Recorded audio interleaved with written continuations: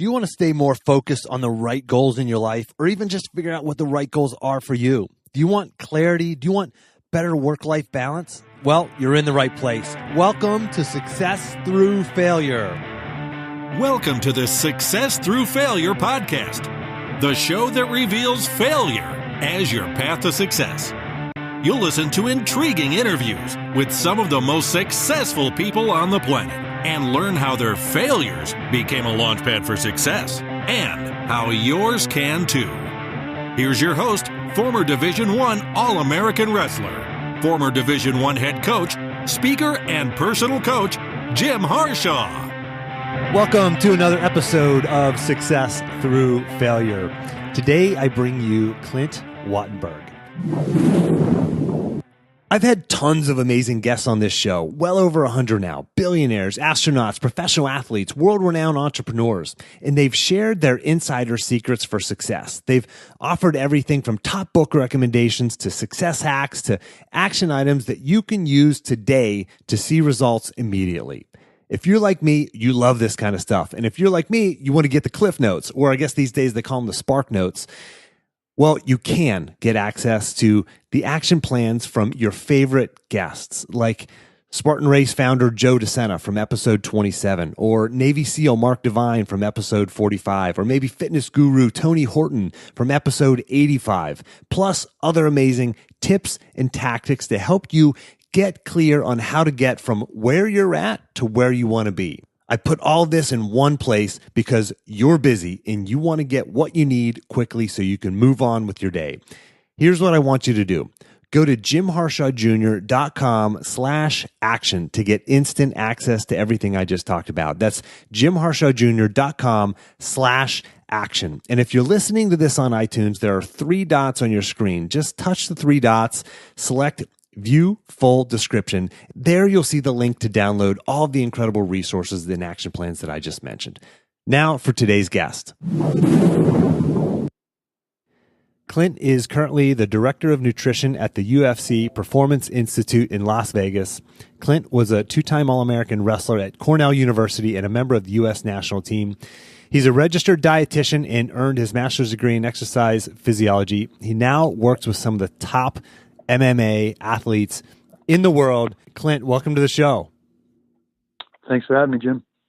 I obviously know your background. You and I have known each other for a lot of years, but can you share with the listener just a little bit about yourself, maybe where you grew up and kind of a 30,000-foot view of how you got from there to where you're at now?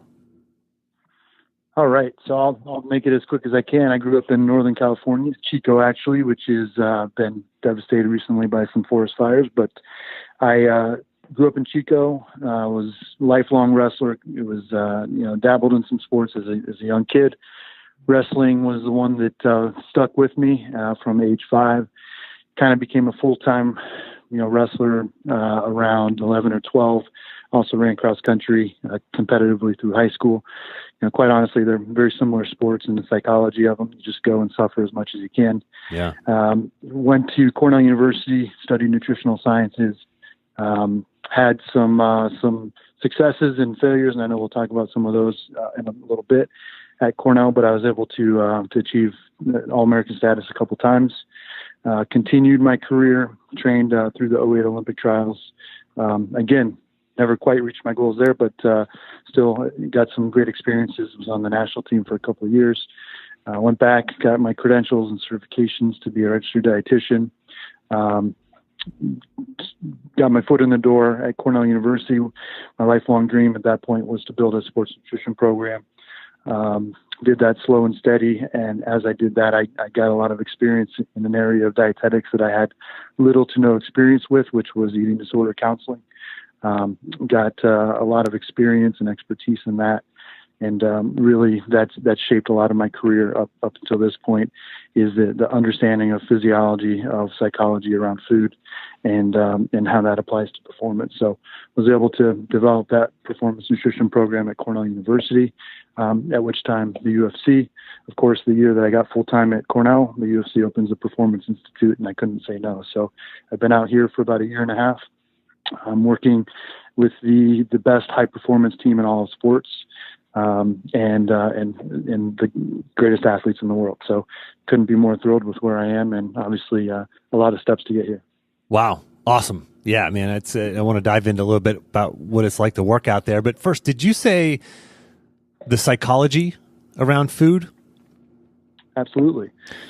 Food is, we think about it in terms of its macro and micronutrients very often, but there's a lot of variables that go into making food choices, food environment, access to food, and obviously the psychology of food and how it plays into, decision making and our overall wellness. Tell me about that more. I mean, is it the psychology of the decisions that somebody makes around what they eat? Tell me more about that. So there's a number of different ways to look at it. Well, I look at it from just, kind of a personal wellness front, and addressing what I consider to be the diet culture that we live in. All of the messages that we're receiving from the media, from marketing, from a lot of different sources are really trying to convince us that we're not good enough with who we are, what we have, and we need to buy their product, or that we need to be thinner because X, Y, or Z. Yeah, and that's whether it's like diet or a car, right? You're not good enough with what you have. You got to buy our stuff, our product, our food, that's our car, whatever. Yeah. Yeah, it's marketing. Yeah, okay. Yep. And so digging through that and figuring out what are the things that are making people select food and choose certain diets is really at the crux of what I'm trying to do in terms of the wellness side is how to support individuals and athletes to make food decisions that support their long-term goals. A lot of the psychology, whether it's for wellness or for performance, is keeping in mind that this is a long-term challenge. There's no quick fix to nutrition, and that's one reason why it's so hard. Is marketing and sales is all about pitching that quick fix, and so that's what's sexy, and that's what people buy into quite often. Yeah. But good, solid performance nutrition, regardless of what you're trying to perform for, requires more skill and more habituation than it does any single factor. And that's something that's really hard for a lot of people because we're looking for that one thing that's going to solve the problem. And so in terms of the psychology side, making sure that we're doing things in the short term that support that long-term development. And for me, I link a lot of things back to, growth versus fixed mentality, and thinking about things with the, how are we building skills? How are we building towards that long-term sustainability versus trying to jump to the conclusion? And for the listener, I'm going to circle back and ask Clint about the UFC Performance Institute in a minute, because I think that's it's really cool, and I just want to hear about it. I don't know about you, but I want to hear about it. But what you're saying right now, Clint, is fascinating. So let's stick with that line of discussion, because we hear about all these diets out there, right? South Beach diet, Beachbody, paleo, keto, vegan, intermittent fasting, on and on and on. And I imagine there's some truth in some of those, but also some fallacies. I mean, can you help us sort that out a little bit? Absolutely. Step one, in terms of identifying what, I'm using air quotes, quote unquote, diet is going to work for you, is identifying what outcome are you looking for? What are you training for? And if you're trying, let's put in perspective of the listener. The average listener is out in the real world. They're not competing. Yep. Maybe they were an athlete at some point in their lives, and now they're out in the real world. They're working every day. Maybe they have a family, and they're trying to be the best version of themselves. They're trying to, be focused while they're at work. They want to be fit. They want to eat right. They want to role model that for their kids, and maybe they you just described, they want to be healthy and strong. Me. Yeah. Okay. Yep. That's exactly what I do. I trying to be well, eat well, to have a consistent energy, focus, and just output. Yep. The key is understanding that jumping on a bandwagon for a diet that you can do for a week or a month and lose X number of pounds is setting you up for failure if you can't do it for years, if you can't do it into perpetuity. Yeah. That's my critical focus, is identify what are you trying to accomplish. So if those things that you just described are the purpose with which you're fueling yourself, well, then we want to do something that is sustainable to have those outcomes, so that we can have energy when we get home from work to play with the kids, so we can have mental focus at 3 p.m. so that we can have a productive work day. Those are the critical pieces. When we undermine those outcomes by trying to go on a Biggest Loser diet, or try to shred or cut or do whatever for a short-term gain around body composition, or whatever other motivating factor we might be kind of using, those tend to undermine those long-term, more sustainable outcomes. So for me, focusing on consistency and something that you can do day to day is really, really critical. I hear a lot about cheat days and cheat diets and things like that. And those are oftentimes, they're almost exclusively a result of having a restrictive mindset, where we're undernourishing and underfueling our body and our brain. Yeah. And that requires the cheat mindset. Versus if we do something that's consistent from day to day, we can include flexibility, and that flexibility allows us to have things that are imperfect sometimes, versus having cheat days and going off the rails. Right. The philosophy of 80-20 I use with my athletes. 80% of the time you're eating for performance, 20% of the time you're having some flexibility and choosing suboptimal, imperfect options. But that applies for athletes. That applies to lay people like myself, kind of a former athlete, where I'm still fueling for performance. My performance might be different than when I was going and shaking hands and doing battle. Right. So fueling for performance in the real world. Love that sort of concept. How, what should we be eating? I mean, is there, well, let me that's a huge question, a broad question. Let's start with carbs. Are carbs evil? Let me address your first question. What should we be eating is such a loaded question, because that infers that we should be eating some things and we shouldn't be eating others. And I take a step back from that, and we need to understand we can eat anything, and nothing is off limits per se, but we do better from my good, because I love donuts. Education and from perfect. It's not that you should not eat them. You can eat them. You just need to understand how it affects those long-term goals. It's not that you should or you shouldn't. Yeah, just how it fits in. Try to move into more of a could versus a should mindset. And that helps to kind of decriminalize our foods, because if it's off limits, then you're going to overeat it when you do have access to it. That's something on the psychological side that I find to be really, really important.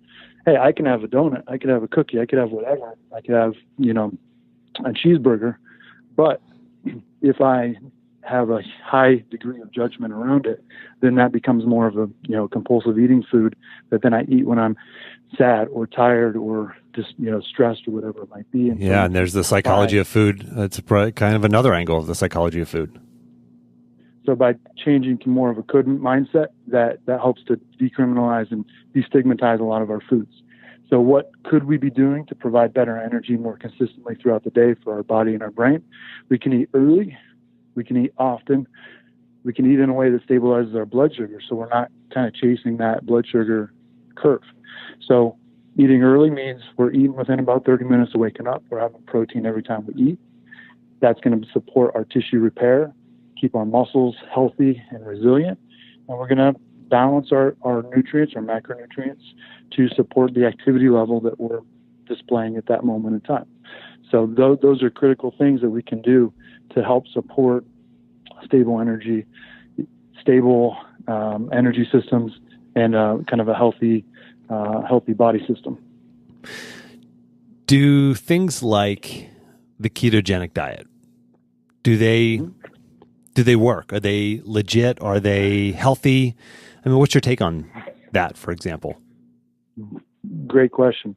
Most diets, my general rule of thumb is if a diet has a name, you probably want to stay away from it, because it's not going to be something that is sustainable. That said, Mediterranean diet is more kind of a description of eating patterns rather than a specific diet. So that's Okay. kind of out. But all of those diets, whether it's keto, paleo, intermittent fasting, you can name 1,000 of them. They all work in a vacuum, right? If you create a caloric deficit and you cut out certain nutrients, they're going to lead to weight loss, potentially better focus.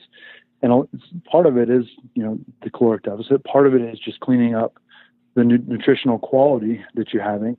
But a lot of it is just creating that deficiency that drives weight loss. The problem is having ketogenic diet while trying to raise kids or while having to socialize for work or around holidays is a recipe for disaster. And I say keto, but it could be any diet, is a recipe for disaster because it's not sustainable for most people into perpetuity. And because of that, it creates the whiplash effect to the body where it's a restrictive period. And once that ends, then it's a period of surplus. And the best way to gain weight and to get fat is to go on a diet. And research shows time and time again, dieting doesn't work. And what it does do is it helps people to get fatter. So the best long-term solution is to fuel your body and your brain to be well now, to do work, and your body will adapt positively to that.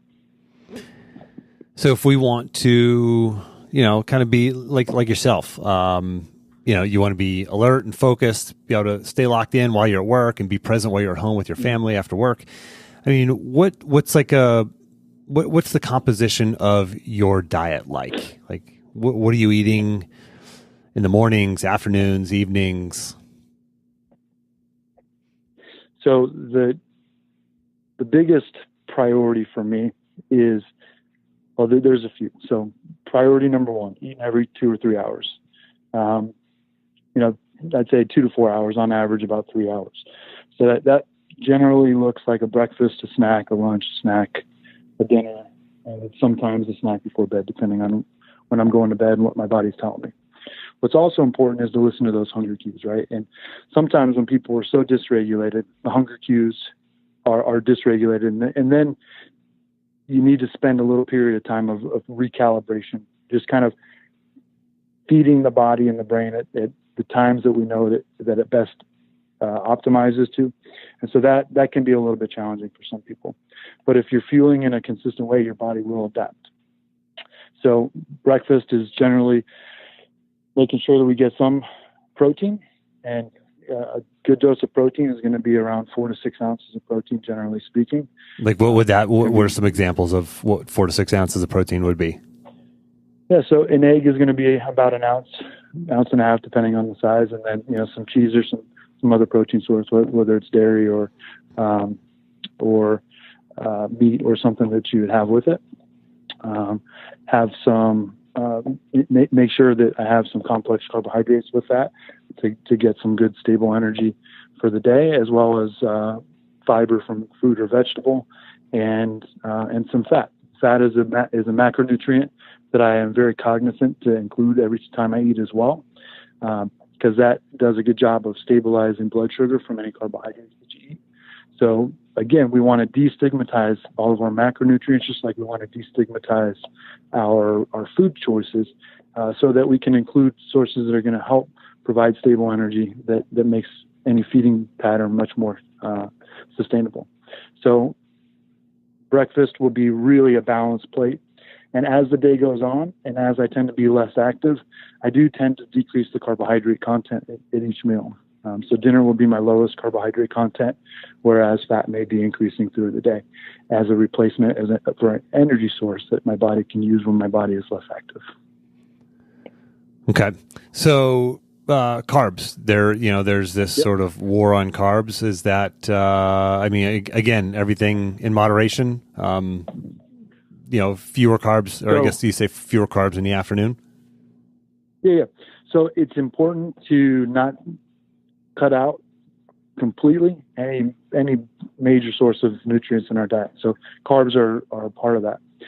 I would caution away from kind of trying to think about things in moderation, because that's too abstract for me. I like to think about things in balance, right? I can't just cut something out without replacing it. I need to rebalance things. So carbohydrates we've evolved to use carbs as a primary fuel source when we're exercising, especially when we're exercising at a higher intensity. So carbohydrates around both before and after a workout session is really vital to providing the nutrients that you're going to be using and then repairing with over that period. So carbohydrate content of a diet should be higher, is best served to be higher around your higher intensity workout sessions. So that's kind of step one. Also, just around your general activity of the day and your needs are improved if you're more active, if you're having more carbohydrates.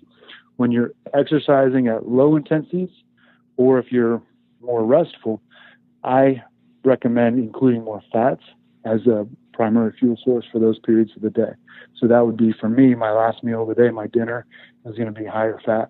And I'll decrease the carbohydrates, not to nothing, but to maybe a serving or more of a side dish rather than a big bowl of pasta.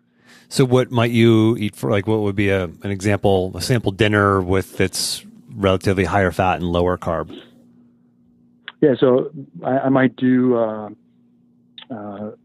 like stir-fried vegetables with a high-fat sauce. It would be, oil or, like a hummus or pesto with, salad or vegetables with a side of carbohydrates, whether it's kind of rice mixed into the salad or just a small serving of my kids' macaroni or something like that, where it's the staple is going to be your protein, your vegetables with kind of a fat base there, and then include maybe a quarter cup or a half cup of starchy carbs. That's going to be a lower portion than I would have had during the day. What would you eat what would be some example snacks you would eat between meals, Clint? Yep. So snacks, again, every single time we eat, we want to load the body with a protein dose. That's going to help stimulate anabolic processes within our body, and that's going to keep our muscles essentially rebuilding and nourished. The complementary macronutrient that I would include would depend on my activity level. So mid-afternoon, when I'm struggling, when many people are struggling with energy, I would advise against providing a big dose of sugar, because that's just going to kind of perpetuate the up and down of blood sugar. So instead, when you're sitting at your desk and you're needing a snack, that's where you do some protein and fat. So nuts, trail mix, vegetables with hummus, yogurt, full fat, or something along those lines. Could all be really, really viable. Any of our full fat dairies, so cheese and vegetables, or something along those lines, could be a really good snack as well. And for years, I know when I was growing up, I'm 42 now. So when I was a kid and in high school and college, everything was low fat, low fat, low fat. Don't eat fat. Don't eat fat. If you want to lose fat, don't eat fat. Is that a fallacy? 100%. Eating fat has no bearing on being fat. Wow. Creating fat in our cells, in adipose tissue, is a function of a number of things. One is energy balance. Two is blood sugar regulation. When insulin is spiked from a spike in blood sugar, that stimulates a growth, a deposit of blood sugar into our adipose tissue in the form of fat. So it's much more about blood sugar regulation and energy balance than it is about your fat consumption. That said, having carbohydrates at times when you need them and balance across the day is really, really vital. Just like we talked about. One thing that I didn't share with carbohydrates as well, and this is something that I experienced extensively in my work in eating disorder treatment, is neurotransmitters like serotonin and dopamine are obviously vital for our brain chemistry as well as for our digestive system. Serotonin has receptors in our digestive system that help to stimulate digestion and hunger cues and things like that. But neurotransmitters, serotonin and dopamine specifically, cannot be produced without carbohydrate substrate. Carbohydrate is used to build those neurotransmitters. So when athletes or Wow. individuals are chronically low carb, oftentimes the side effect are signals of mental health distress, depression, anxiety, obsessive compulsiveness. And in the eating disorder world, if somebody's predisposed to cope with these kind of dysregulations with food, then that precipitates in some pretty severe eating disorder symptoms. For those that have other predispositions, and maybe it's substance abuse or other mental health outlets, then they get, oftentimes pushed down those roads. So making sure that consistency around energy, but also carbohydrate substrate is pretty vital. And for athletes, whether you're a weekend warrior or you're a competitive athlete, carbohydrate substrate is the first thing that gets burned when you exercise. And so if you're chronically insufficient with carbs and then you burn them up, then you have nothing left for your neurobiology. And so that can be a really important side effect of dieting and chronic depletion. So how do you explain, Clint, I've never done the ketogenic diet, but you hear people talk about keto, from Tim Ferriss to, people I've had on this show. And they talk about this clarity that they have in terms of like mental clarity when they're on the ketogenic diet. And I've had, friends and people that I know that they've raved about it. Like they've, gone keto for a temporary amount of time, weeks or months. Yep. And they feel clarity and they feel good and healthy and all that. I mean, what's your take on that? Why does that happen? And what's your sort of view on that? Yeah. So I alluded to the fact that any of these diets can be successful in a vacuum. And keto, I think, is a great example. Is if you have the time and energy or resources to have ketogenic food available at all times, and to have the insider education or ability to investigate what foods work for you, because you can't, it's near impossible to go out to eat like that, then that can be a really effective way. There's really no better way to balance blood sugar than to be ketogenic, because you have no blood sugar spikes, little to no blood sugar spikes, and your body becomes dependent on endogenous ketone bodies, which is essentially your body's byproduct of breaking down body fat for energy.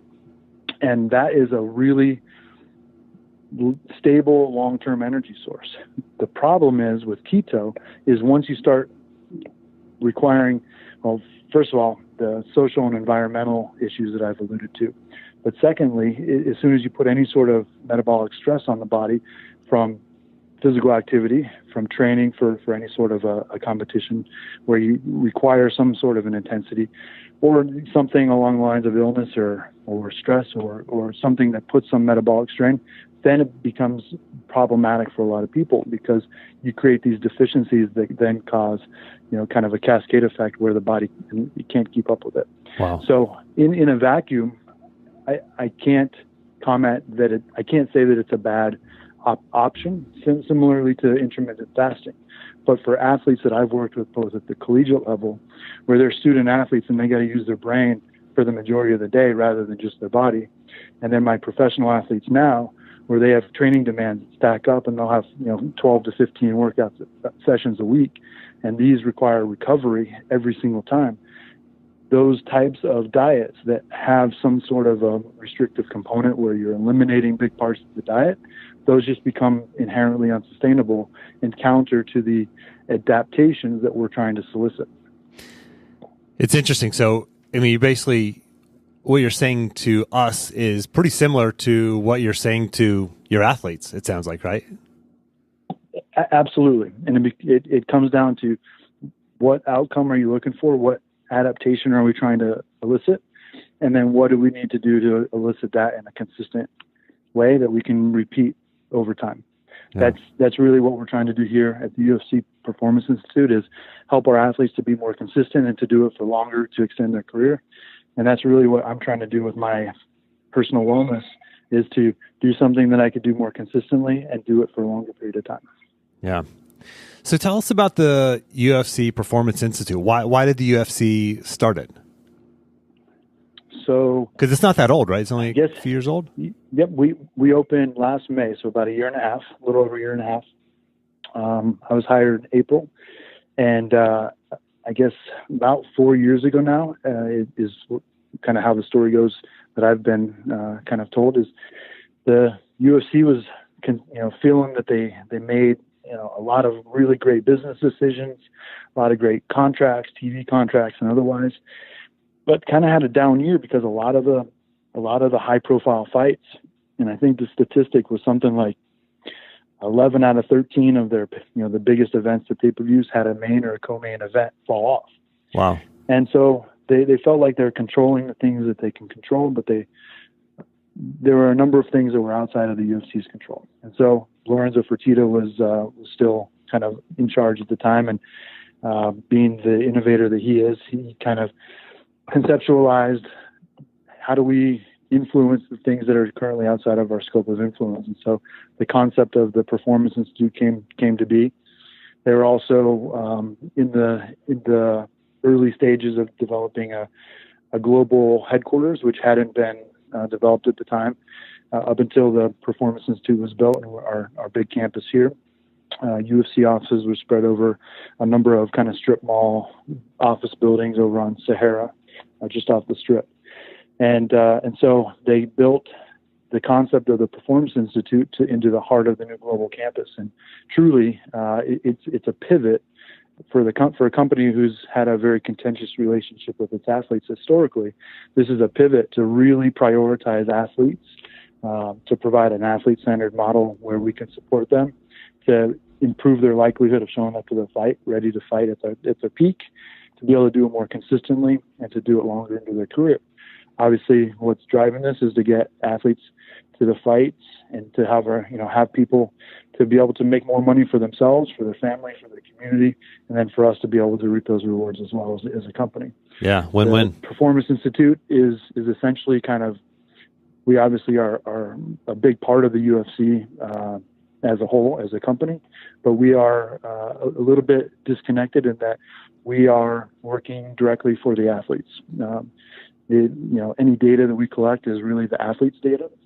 If they want us to share with their coaches, with their team, with our executive staff, we will do that, but it's theirs to make those decisions with.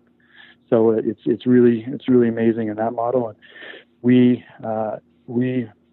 developed this team and this model from the ground up. So it's truly an integrated performance team model where I have, on any given day and any given hour, some of the most in-depth, integrative communication, high performance team integration that I can even imagine we have 4 prongs of our performance model, which include performance nutrition, strength and conditioning, physical therapy, like sports medicine, and then sports science.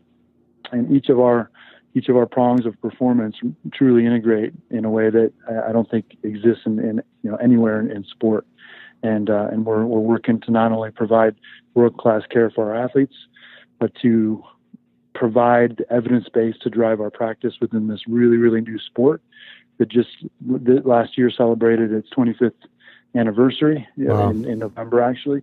And really, that was UFC 1, where it was just kind of a cockfight between different, combat disciplines. But really only over the last 10 to 15 years has it really become a true sport. So we're evidence informed, but we're trying to build our evidence base by data collection, building out our assessment capacity, and we'll be publishing a lot of our findings. We did put out a journal, which was essentially a 1-year review of what we found within the sport, but we'll be publishing more and providing the evidence base to drive our practice.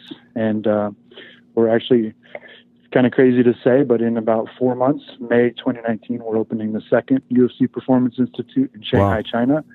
So we're just wrapping up all the hiring for that. Amazing staff there that will fold right into our staff here. It'll be one team. They'll be operationally independent in terms of day-to-day, but the philosophy and the data and everything will be all a joint venture. And it's actually triple the size, and we'll have more of a talent development model than what we have here, which is talent optimization. Wow. Fascinating. I think a lot of people probably don't even know that the UFC had a Performance Institute. Certainly it's not, on the radar of a lot of fans and those of us who watch, but love the fact that you're out there, Clint. I remember watching you wrestle at the NCAA championships, and now doing what you're doing is just incredible. You're one of the top recognized leaders in the world at what you do. So let me ask you this, Clint. You're successful. We from the outside looking in, we see your life and we go, wow, this guy, he NCAA All-American, went to an Ivy League, and now he's the head of the UFC Performance Institute in terms of the nutrition side. What can you tell us about a time where you failed? Can you tell us about a time where you felt self-doubt? You felt that hopelessness that comes from failure, and how you moved through that? Yeah, and I love the model and the focus of your podcast and of a lot of the work that you're doing and putting out there. It's great. Failure is not only part of success; it's kind of the key ingredient, right? I remember sitting in my freshman dorm with my college roommate my freshman year and talking about our goals in college, and I told him, I want to be an All-American. He's like, All-American?